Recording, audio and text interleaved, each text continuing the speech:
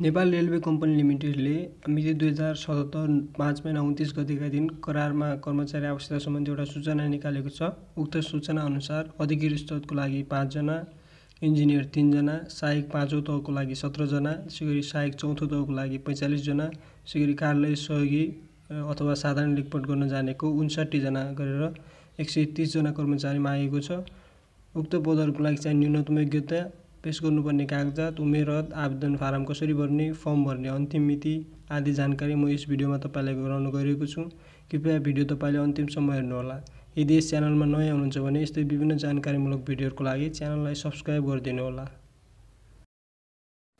सबैभन्दा पहिले कुरा गरौँ आवेदन माग भएका पदहरू सम्बन्धी, जसमा तपाईको स्नातक पास गरेकोहरूको लागि कानुनमा 1 जना, त्यसैगरी 4 जना चाहिँ स्नातक उत्तीर्ण, अधिकृत तृतीयको लागि तपाईको शाखा अधिकृत, कानुन अधिकृत, स्टेसन मास्टरको लागि र त्यसैगरी इन्जिनियरिङ तर्फ सब इन्जिनियरिङमा चाहिँ 3 जना माग गरिएको छ, जुन मेकानिकल, इलेक्ट्रिकल एन्ड कम्युनिकेसन इन्जिनियरिङको लागि रहेको छ।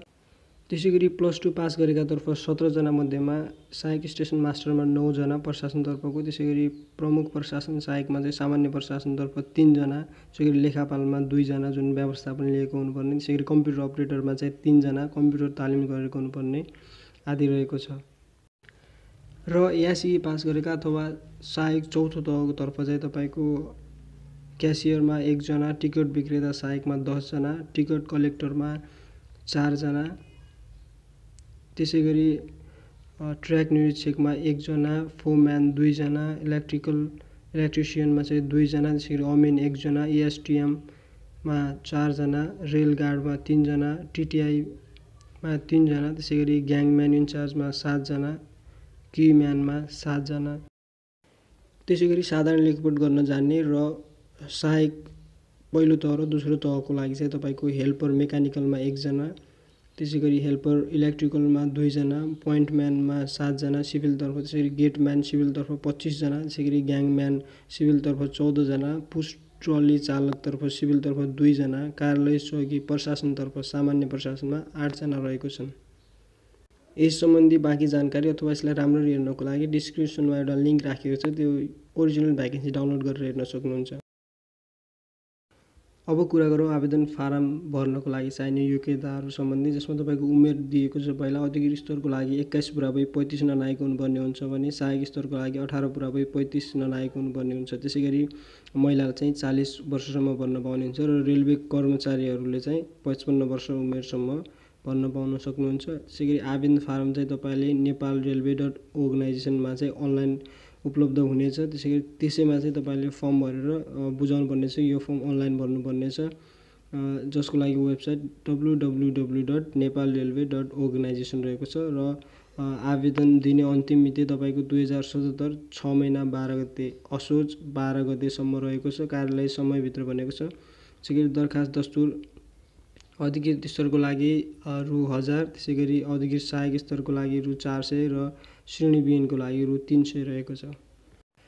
दस्तुर जम्मा गर्ने ब्याङ्क र खाता नम्बरको सन्दर्भमा तपाईले एभरेस्ट ब्याङ्क लिमिटेडमा खाता नम्बर रहेको छ 013005201456 रहेको छ। यो खाता नम्बरमा चाहिँ रकम जम्मा गरेर त्यो भाउचर अनलाइनमा राख्नुपर्ने हुन्छ।